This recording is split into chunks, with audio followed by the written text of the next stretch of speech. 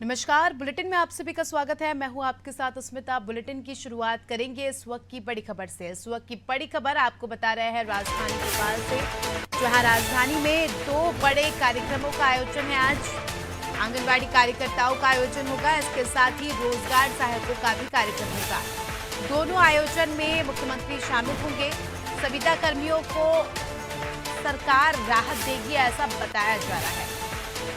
मुख्यमंत्री युवाओं को भी प्रमाण पत्र देंगे। साथ ही सीखो कमाओ योजना के तहत इन प्रमाण पत्रों को वितरित किया जाएगा। 24 राज्यों में युवा इंटर्नशिप भी कर सकेंगे और 10,000 से ज्यादा युवाओं को सरकार जो है इंटर्नशिप के लिए फेलोशिप भी देगी। तो देखिए, युवाओं के लिहाज से और महिलाओं के लिहाज से आज का दिन जो है बहुत बड़ा है, क्योंकि बड़े कार्यक्रम आज आयोजित होने वाले हैं। देखिए, मुख्यमंत्री जब इसमें शिरकत कर रहे हैं तो जाहिर सी बात है कि कार्यक्रम काफी ज्यादा उच्च स्तर पर है, बड़े लेवल का कार्यक्रम है और काफी ज्यादा फायदा यहाँ पर आंगनबाड़ी कार्यकर्ता और युवाओं को होता नजर आ रहा है।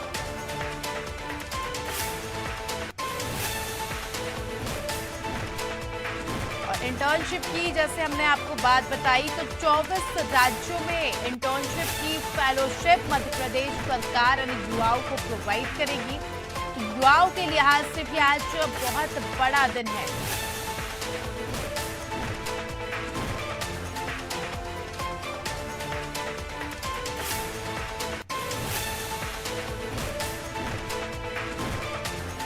खबर आपको बता रहे हैं राजधानी भोपाल से, जहां आज राजधानी में 2 बड़े कार्यक्रम हैं।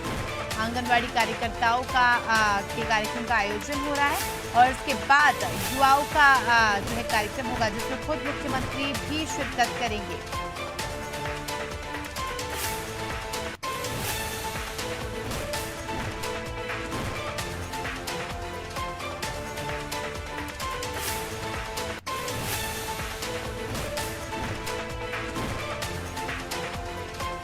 खबर आपको बता रहे हैं राजधानी भोपाल से।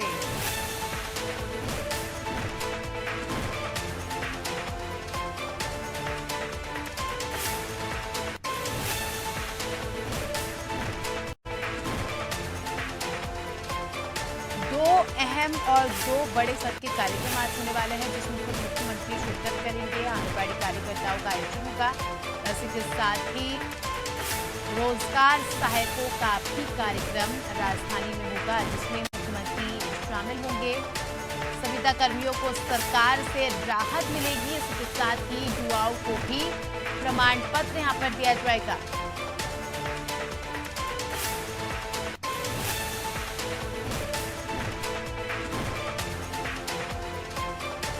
चौबीस राज्यों में युवाओं को इंटर्नशिप की फेलोशिप मध्य प्रदेश सरकार जो है देगी। 10,000 से अधिक युवा इंटर्नशिप कर सकेंगे। देखिए, युवाओं के लिहाज से काफी बड़ी खबर है, अहम खबर है।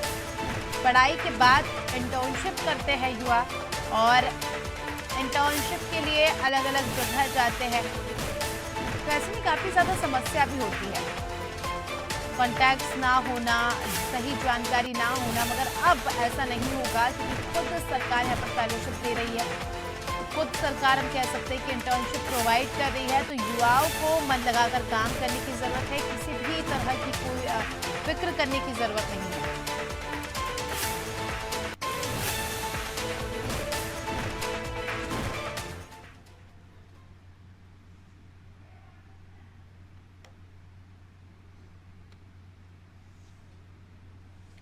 खबर आपको बता रहे हैं भोपाल से, जहां आज 2 बड़े कार्यक्रम होंगे।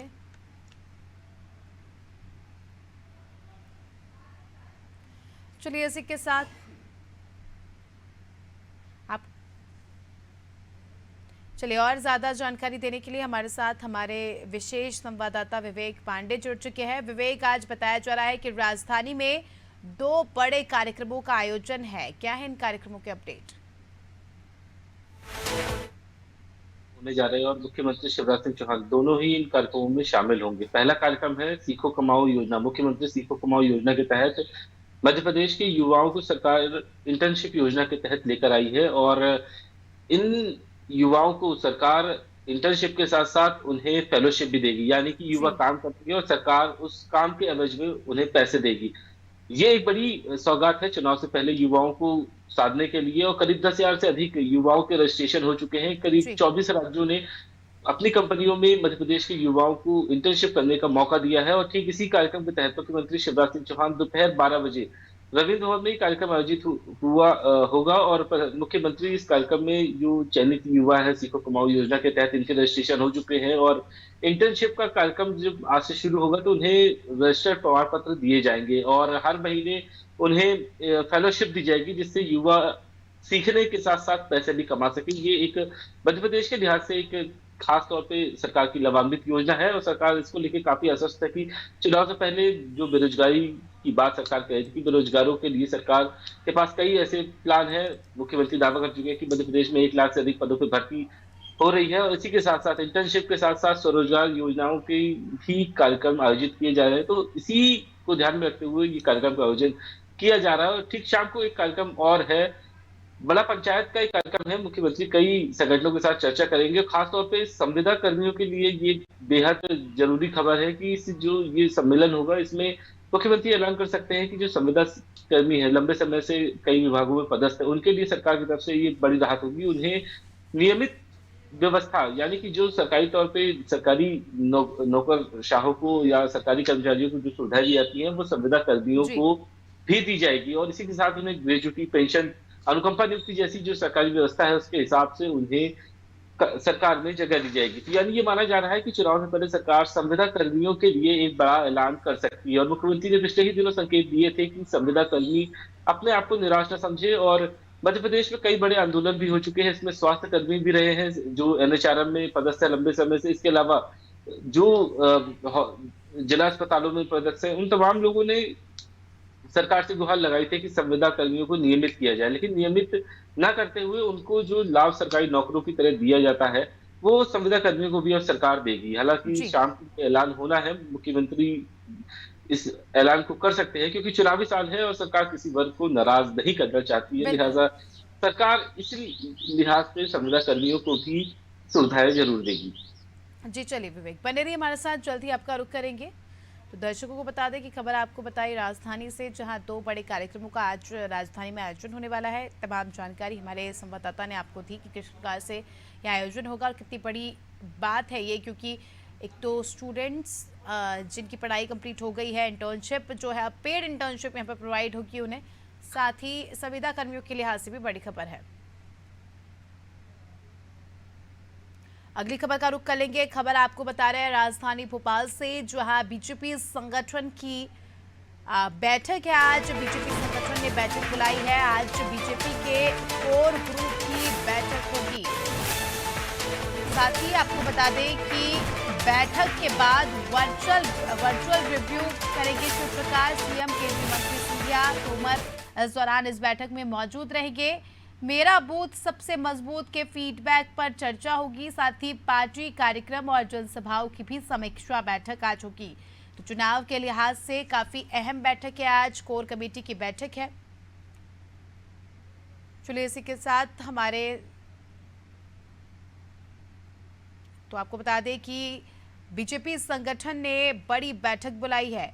कोर कमेटी की इसे बैठक बोल रहे हैं, जिसमें पार्टी के कई बड़े बड़े चेहरे शामिल होंगे, और कुल मिलाकर समीक्षा बैठक ये है जिसमें समीक्षा की जाएगी कि बूथ चलो अभियान, जो कि एक बहुत ही महत्वपूर्ण अभियान है भारतीय जनता पार्टी का, उसकी क्या स्थिति है।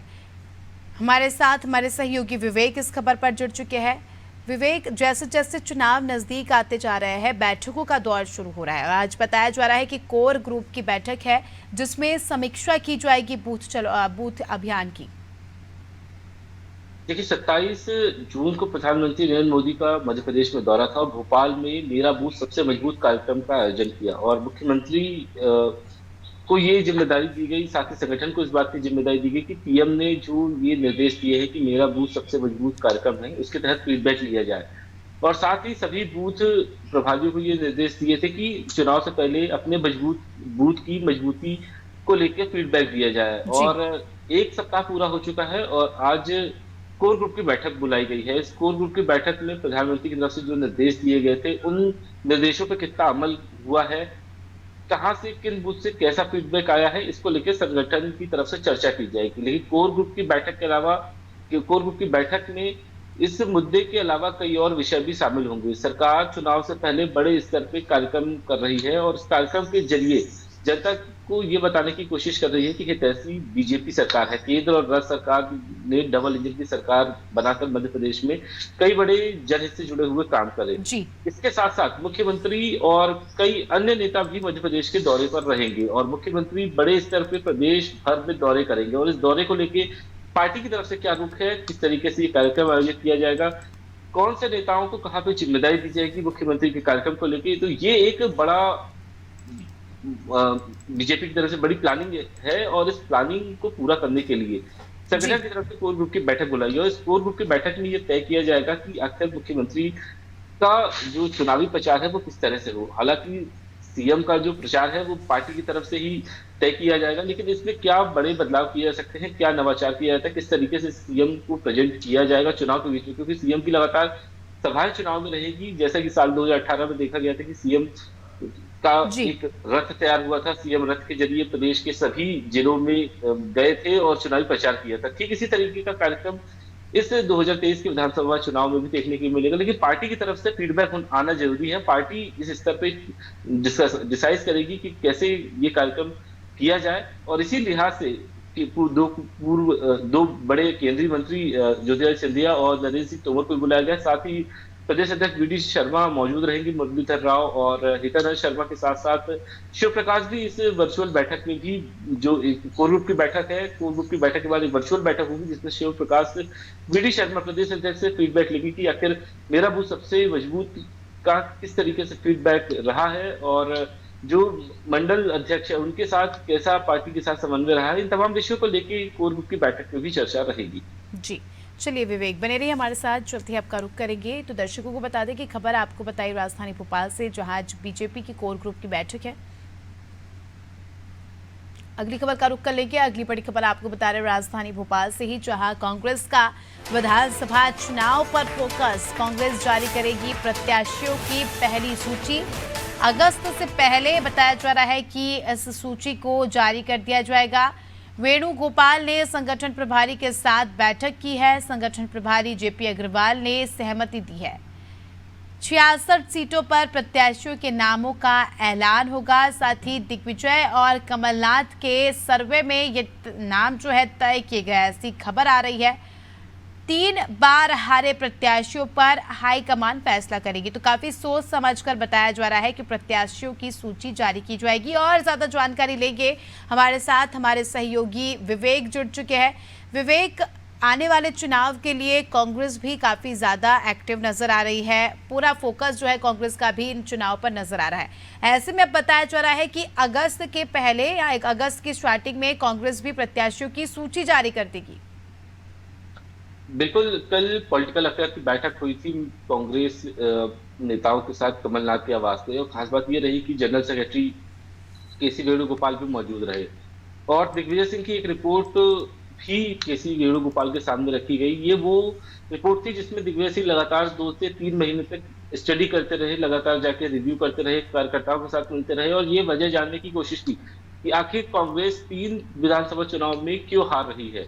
और इसी रिपोर्ट के आधार पर यह तय किया गया है कि 60 से अधिक सीटों पे कांग्रेस अपने प्रत्याशियों का ऐलान जुलाई के अंतिम सप्ताह या फिर अगस्त के पहले सप्ताह में कर देगी। उसका कारण स्पष्ट है कि प्रत्याशियों के पास समय रहेगा तो वो चुनावी प्रचार और क्षेत्र में बेहतर तरीके से लोगों के साथ समन्वय बना सकेंगे और कार्यकर्ताओं के बीच में क्या स्थिति है, कार्यकर्ताओं को लेकर किस तरीके से ग्राउंड स्तर पे काम करना है, ये प्रत्याशी अपने स्तर पे काम कर सकेंगे। और ठीक इसी बात को सहमति जताते हुए केसी वेणुगोपाल ने ये बात कही कि जुलाई या अगस्त के पहले सप्ताह में, जुलाई के अंतिम सप्ताह या फिर अगस्त के पहले सप्ताह में पहली सूची कांग्रेस की तरफ से विधानसभा चुनाव के लिए जारी कर दी जाएगी। सबसे महत्वपूर्ण बात है कि कांग्रेस अब कोई रिस्क नहीं लेना चाहती, क्योंकि जिस तरीके से हिमाचल का चुनाव हुआ, कर्नाटक का चुनाव हुआ, अब आने वाले दिनों में 5 राज्यों में चुनाव है। ऐसे में छत्तीसगढ़ में कांग्रेस की सरकार है, राजस्थान में सरकार है, मध्य प्रदेश में 15 महीने की सरकार रही और 15 महीने की सरकार के कामकाजों के जरिए ही कांग्रेस पूरी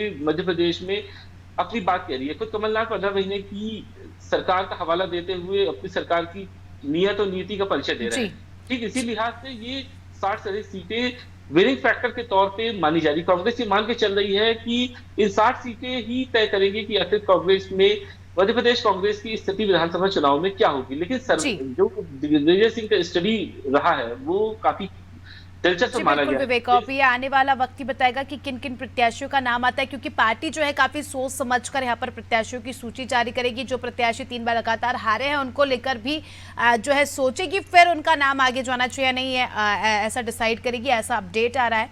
चलिए आप बने रहिए हमारे साथ, जल्द ही आपका रुख करेंगे।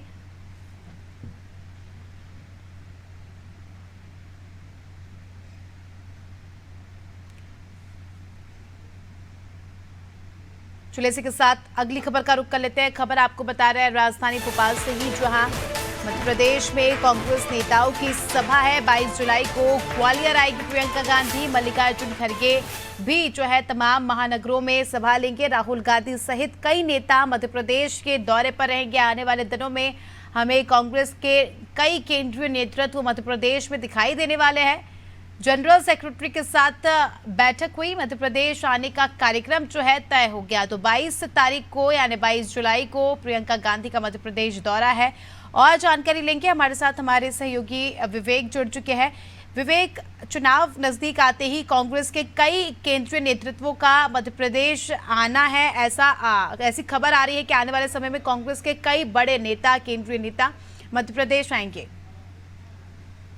देखिए, कल बैठक हुई है कमलनाथ के बंगले पर और ये साफ तौर पे ये तय हुआ है कि ग्वालियर में 22 जुलाई को प्रियंका गांधी के आने के कार्यक्रम को लेकर तैयारियों की समीक्षा की गई है। जी और ये वो चंबल का पार्ट है जहां पे ज्योतिरादित्य सिंधिया का प्रभाव रहा है। और अब ऐसे में कांग्रेस से बीजेपी में जाने के बाद कांग्रेस की ये जरूर कोशिश रहेगी कि सिंधिया के गढ़ में किस तरीके से कांग्रेस अपनी पैठ जमा सके। और लगातार जो कांग्रेस के दिग्गज नेता है मध्य प्रदेश के, वो ग्वालियर चंबल में दौरे भी करते रहे। और नेता प्रतिपक्ष की तरफ से कल इस बात को लेकर कहा गया कि प्रधानमंत्री के लगातार दौरे हो रहे हैं और अब मध्य प्रदेश में भी कांग्रेस के दिग्गज नेताओं के दौरे होंगे। और प्रियंका गांधी के बाद मल्लिकार्जुन खड़गे राष्ट्रीय अध्यक्ष, उसके साथ राहुल गांधी सहित जो तमाम देश भर के कांग्रेस के नेता हैं, उनके मध्य प्रदेश में लगातार दौरे होंगे और ये सिलसिला चुनाव तक जारी रहेगा। हालांकि ये स्टार प्रचारक के तौर पे नहीं बल्कि पार्टी के कैंपेन के तौर पे आएंगे। स्टार प्रचारक की भूमिका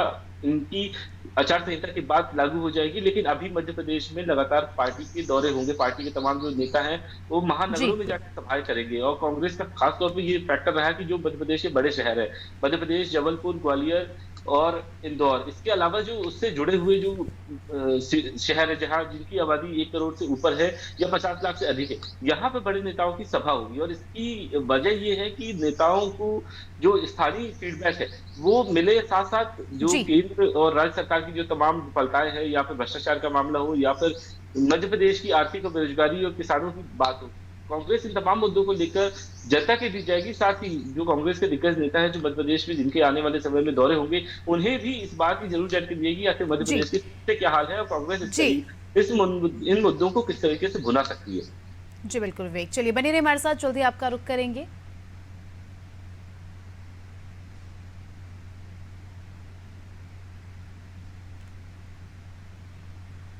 अगली खबर का रुख कर लेते हैं। अगली खबर भी आपको बता रहे हैं राजधानी भोपाल से ही, जहां सरकार से डेपुटेशन पर जाने की अनुमति मांगी है। 2 सीनियर आईपीएस ने सरकार से परमिशन मांगी है। आईजी दीपिका सूरी और एडीजी आलोक रंजन ने अनुमति मांगी है।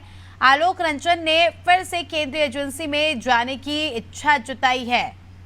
साथ ही मकरंद देउस्कर के केंद्रीय प्रतिनियुक्ति पर जाने का आवेदन खारिज हो गया है। गृह विभाग ने देउस्कर का आवेदन खारिज कर दिया है। तो वहीं जो है 2 सीनियर आईपीएस ने डेपुटेशन पर जाने की अनुमति मांगी है।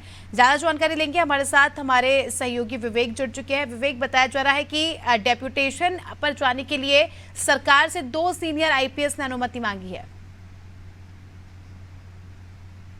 पुलिस मुख्यालय में पदस्थ है और दीपिका सूरी आईजी एडमिन शाखा में पदस्थ है।